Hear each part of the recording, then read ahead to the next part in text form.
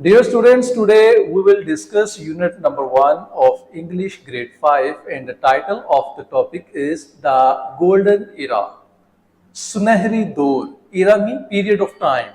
So first of all we discuss students learning outcomes means SLOs के अपने आज के इस चैप्टर के अंदर हम क्या क्या चीजें डिस्कस करेंगे, क्या क्या चीजें पढ़ेंगे।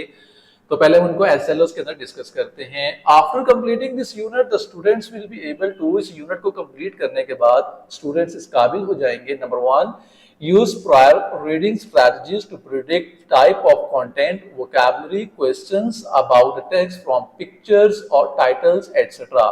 कि स्टूडेंट जो हैं वो पिक्चर्स को या टाइटल्स को देखते हुए प्रिडिक्ट कर सकेंगे कि कंटेंट किस चीज के बारे में हो सकता है, ये कहानी किस चीज के बारे में हो सकती है, इसमें वोकैबुलरी किस तरह की यूज हो सकती है, क्वेश्चंस कैसे पूछे जा सकते हैं।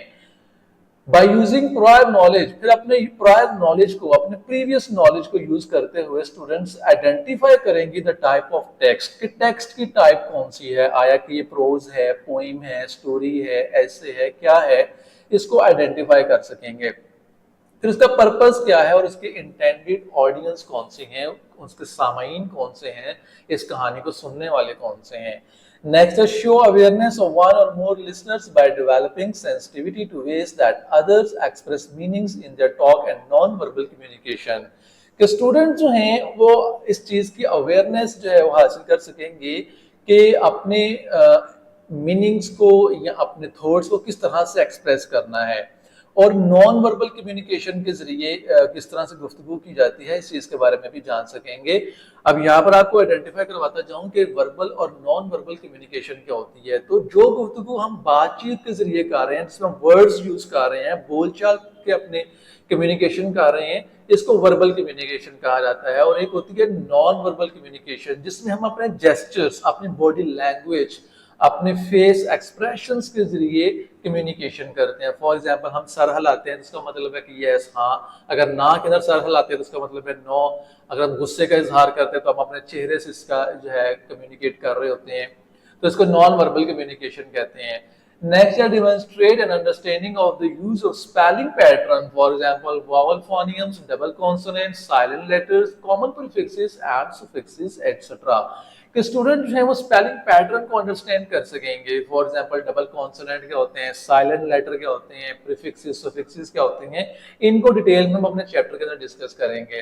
Next, apply grade level words analysis skills to, कि स्टूडेंट्स जो हैं अपने ग्रेड लेवल के अकॉर्डिंग वर्ड्स को किस तरह से एनालिसिस किया जाता है, स्किल्स के बारे में जान सकेंगे। For example read common high frequency words by site eight an appropriate grade level, कि स्टूडेंट जो है अपने ग्रेड लेवल के अकॉर्डिंग हाई फ्रीक्वेंसी जो वर्ड्स होते हैं उनको आइडेंटिफाई कर सकेंगे, उनको रीड कर सकेंगे।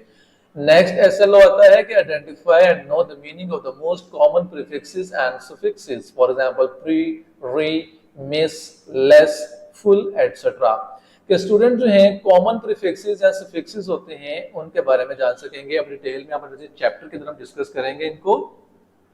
नेक्स्ट है discuss the meaning of unfamiliar words encountered in reading, कि रीडिंग के अंदर जो अनफेमिलियर वर्ड्स आते हैं स्टूडेंट्स उनको डिस्कस करने के काबिल हो जाएंगे।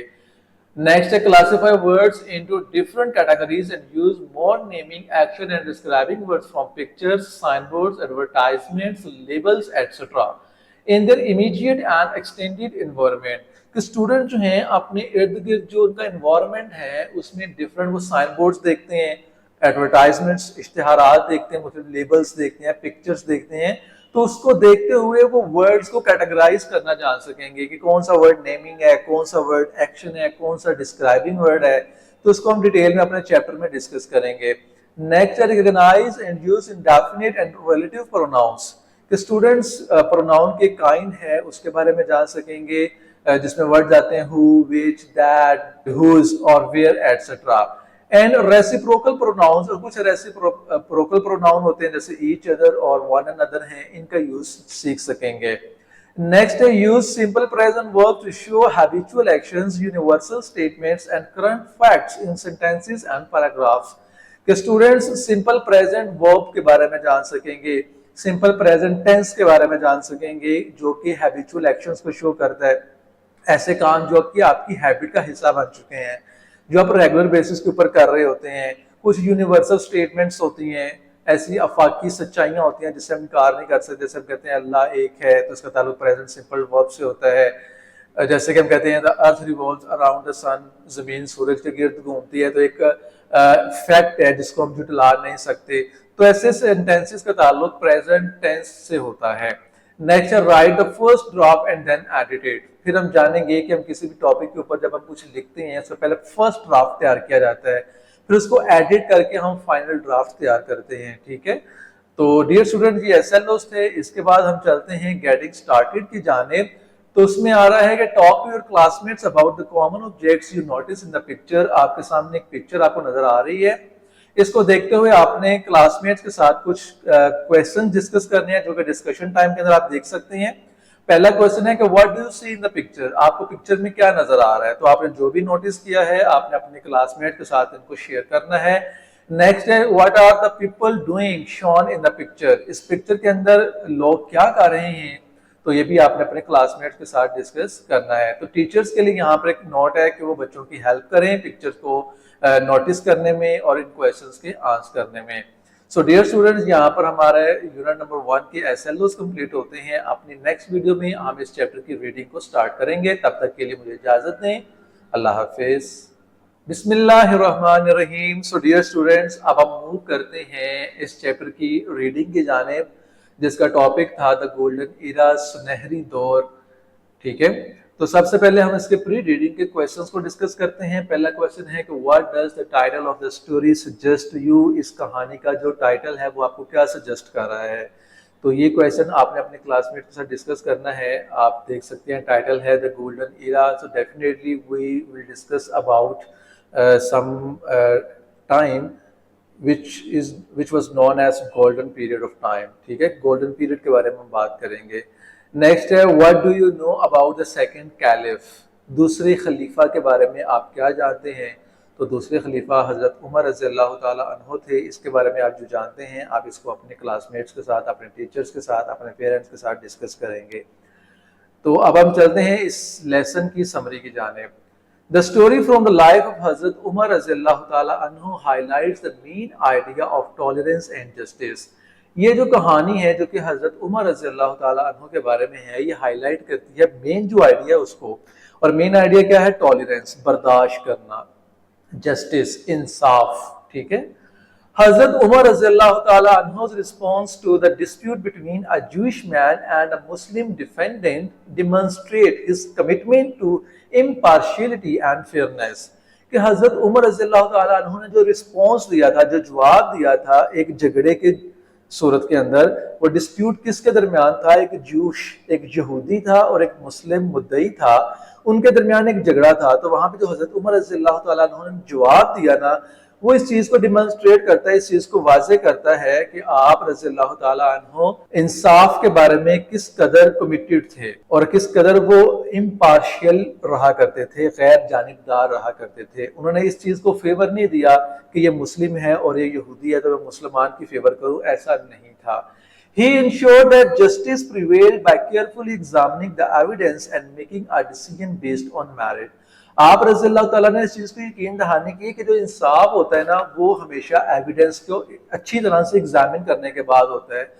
آپ جو ثبوت ہوتے ہیں اس کو کیئرفل ایگزامن کرنے کے بعد انصاف ہمیشہ سامنے آ ہی جاتا ہے, اور ہمیشہ میرٹ کے اوپر ڈیسائیڈ کرنا چاہیے regardless of the religious identity of the parties involved. بلکہ آپ نے اس چیز کو نظر انداز کر دینا ہے کہ اگلے بندے کی ریلیجیس آئیڈینٹی کیا ہے, وہ مسلمان ہے, غیر مسلمان ہے, اس کا کس مذہب سے تعلق ہے, یہ آپ نے نہیں دیکھنا ہوتا بلکہ آپ نے انصاف کے تقاضوں کو پورا کرنا ہوتا ہے. تو یہ کہانی کا ایک تھیم تھا, ایک سمری تھی. اب ہم چلتے ہیں باقاعدہ اس کی ریڈنگ کی جانب. ڈیورنگ the reign of حضرت عمر ابن الخطاب رضی اللہ تعالی عنہ as the second caliph of Islam, an incident occurred that showcased his remarkable tolerance and justice. حضرت عمر بن خطاب رضی اللہ تعالیٰ عنہ کے دور حکومت میں, رین کہتے ہیں دور حکومت, رولنگ پیریڈ, جو کہ سیکنڈ خلیفہ تھے, دوسرے خلیفہ تھے اسلام کے. an incident occurred, ایک ایسا واقعہ ہوا that showcased, جس نے واضح کیا, جس نے دکھا دیا, جس نے ظاہر کر دیا his remarkable tolerance, حضرت عمر رضی اللہ تعالیٰ عنہ کی غیر معمولی برداشت کو, and justice, اور ان کے انصاف کو. ہوا کیا تھا, once a poor Jewish man, ایک دفعہ کا ذکر ہے کہ غریب یہودی جو تھا, approached حضرت عمر رضی اللہ تعالیٰ عنہ with a grievance, وہ ایک اپلیکیشن لے کر, ایک فریاد لے کر, ایک درخواست لے کر حضرت عمر رضی اللہ تعالیٰ عنہ کے پاس آیا. He claimed, اس نے کلیم کیا, دعویٰ کیا that a Muslim had wronged him, کہ ایک مسلمان نے اس کے ساتھ غلط کیا ہے, and sought justice from the caliph, اب وہ خلیفہ کے بعد کے پاس جو ہے انصاف کی تلاش میں آیا ہے. حضرت عمر رضی اللہ تعالیٰ عنہ listened attentively, آپ نے بڑے غور کے ساتھ اس کی بات سنی, and assured the man, اور اس آدمی کو یقین دلایا that he would receive a fair hearing, کہ اس کا ایک منصفانہ جو ہیرنگ ہوگی, سماعت ہوگی, وہ کی جائے گی, اس کے ساتھ ناانصافی نہیں کی جائے گی. The case was brought before a Muslim judge, وہ فیصلہ, وہ کیس جو تھا ایک مسلمان جج کے پاس لایا گیا. And after careful examination, اس کا بغور ایگزامن کرنے کے بعد, معائنہ کرنے کے بعد, تحقیق کرنے کے بعد, of the evidence, اس ثبوت کی, it became clear that the Jewish man claim was valid. یہ فیصلہ ہوا, یہ چیز واضح ہو گئی کہ یہودی کا جو کلیم تھا, جو دعویٰ تھا, وہ ویلڈ ہے, وہ صحیح ہے. The judge ruled in favor of the Jewish, جج نے اس یہودی کے حق میں فیصلہ دے دیا, and ordered compensation to be paid by the Muslim defendant, اور جو مسلمان جو مدعی تھا اس کو اس کا کمپنسیٹ کرنے کا کہا گیا, اس کے نقصان کی تلافی کرنے کا کہا گیا. However, تاہم the defendant was outraged by the judgment, جو ڈیفینڈر تھا, جو مسلمان تھا, جو مدعی تھا, وہ اس فیصلے سے مطمئن نہیں تھا, ٹھیک ہے, وہ غصے میں تھا.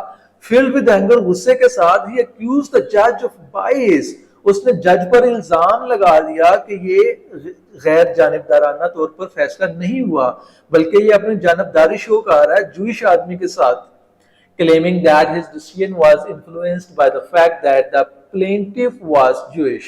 اس نے یہ کلیم کیا کہ جو فیصلہ کیا گیا نا, اس کے اوپر اثر ہے اس یہودی جو اس کا اثر و رسوخ تھا, اس کا یہاں پہ اثر نظر آ رہا ہے, لہٰذا اس کے حق میں فیصلہ نہیں دیا گیا.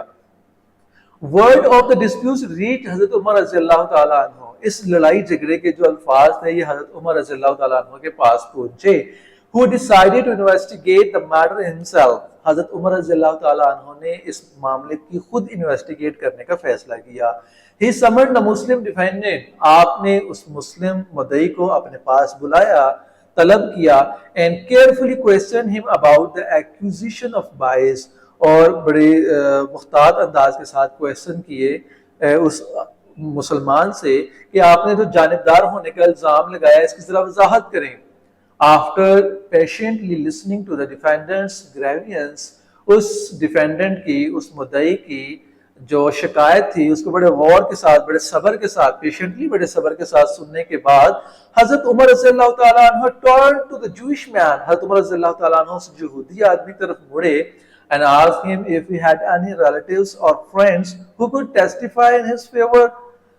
تو حضرت عمر رضی اللہ تعالیٰ عنہ نے اس یہودی سے پوچھا کہ تمہارا کوئی ایسا دوست ہے, تمہارا کوئی ایسا ریلیٹیو ہے جو تمہاری ضمانت دے سکے, تمہارے حق میں بول سکے. The Jewish man replied that he had no one to vouch for him. حضرت عمر رضی اللہ تعالیٰ عنہ نے کہا کہ نہیں, میری حمایت کے اندر, میری فیور کے اندر, میری ضمانت کے لیے یہاں پر کوئی بھی موجود نہیں ہے. Understanding the predicament, حضرت عمر رضی اللہ تعالیٰ عنہ asked the Muslim defendant if he had any witnesses who could testify against the judge's alleged bias. اس معاملے کو سمجھنے کے بعد حضرت عمر رضی اللہ تعالیٰ عنہ نے دوبارہ سے اس ڈیفینڈنٹ کو کہا کہ تمہارے پاس کوئی ایسا ثبوت ہے, کوئی ایسی شاہد ہے, کوئی گواہ ہے جو اس چیز کی یقین دہانی کرا سکے, اس چیز کی ضمانت دے سکے کہ جج کا فیصلہ تھا وہ جانبدارانہ تھا, وہ کسی کے حق میں جان بوجھ کر کیا گیا ہے. تو the defendant hesitated, اس مدعی نے hesitate کیا, ہچکچاہٹ کا اظہار کیا, and eventually admitted that he had no witnesses either, اور اس نے ایڈمٹ کر لیا کہ اس کے پاس کوئی ایسا وٹنس نہیں ہے. حضرت عمر رضی اللہ تعالیٰ عنہ then pronounced his verdict, حضرت عمر رضی اللہ تعالیٰ عنہ نے پھر اپنا فیصلہ سنایا, saying, یہ کہتے ہوئے, if the Jewish man does not have anyone to testify for him, چونکہ یہودی کے پاس کوئی ایسا بندہ نہیں ہے جو کہ اس کو ٹیسٹیفائی کر سکے, اس کی ضمانت دے سکے, and the Muslim defendant has no witnesses against the judge, اور مسلمان جو مدعی ہے اس کے پاس جج کے خلاف کوئی عینی شاہد نہیں ہے, کوئی گواہ نہیں ہے, then I bear witness myself that the judgment was based on justice and not bias. لہٰذا میں اس چیز کی گواہی دیتا ہوں کہ یہ جو فیصلہ جج نے کیا تھا یہ میرٹ کے اوپر ہے، یہ غیر جانبدارانہ طور پر ہے، نہ کہ جانبدار ہے. The caliph upheld the judge's decision. خلیفہ نے اس جج کی ڈیسیژن کو بحال کر دیا. ensuring that justice prevail، اور جس کی دہانی کرائی اس چیز کی کہ انصاف ہمیشہ پریویل ہو جاتا ہے، غالب آ جاتا ہے.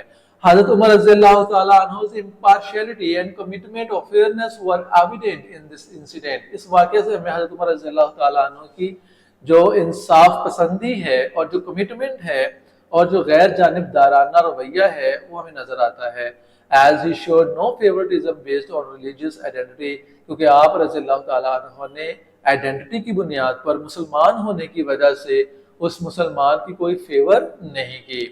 This story from Hazrat Umar رضی اللہ تعالیٰ عنہ's life teaches us the importance of tolerance, justice and impartiality. حضرت عمر رضی اللہ تعالیٰ عنہ کی جو کہانی ہے یہ ہمیں سبق دیتی ہے کہ برداشت کیا ہے، کہ انصاف کیا ہے اور غیر جانبداران ہونا کیا کہلاتا ہے. It highlights his profound understanding that justice should be blind to religious affiliations and that every individual, regardless of their faith, deserves fair treatment under Islamic laws. اور یہ اس چیز کو بھی ہائی لائٹ کرتی ہے کہ جو گہری سوچ ہے، سمجھ بوجھ ہے انصاف کے حوالے سے، وہ ریلیجیس معاملات کے اندر ہمیشہ بلائنڈ ہو جاتی ہے. وہ مذہب کو نہیں دیکھتی، ٹھیک ہے، وہ کسی انڈیویجول کو نہیں دیکھتی، وہ بغیر کسی فیتھ کے جو ہے وہ آبزرو کی جاتی ہے. Deserves fair treatment under Islamic law, اور اسلامک لا کے اندر ہمیشہ فیئر ٹریٹمنٹ جو ہے وہ ڈیزرو کیا جاتا ہے. سو ڈیئر اسٹوڈنٹس، اب ہم چلتے ہیں پوسٹ ریڈنگ کی جانب. What moral lesson do you derive from the story? اس کہانی سے آپ کو کیا اخلاقی سبق حاصل کر سکتے ہیں؟ So definitely the moral of the story is that کہ justice should be upheld in all circumstances. انصاف کو تمام صورتوں میں بحال رکھنا چاہیے، اس کو قائم کرنا چاہیے. نیکسٹ ہے do you like the story? Why? کیا آپ کو یہ کہانی پسند آئی؟ اگر آئی ہے تو کیوں؟ تو اس کا آنسر آپ نے خود دینا ہے کیونکہ آپ سے پوچھا جا رہا ہے. اگر آپ کو پسند آئی ہے تو آپ کہیں گے yes I like the story because it teaches a very good lesson, کیونکہ اس کا اخلاقی سبق بڑا اچھا تھا.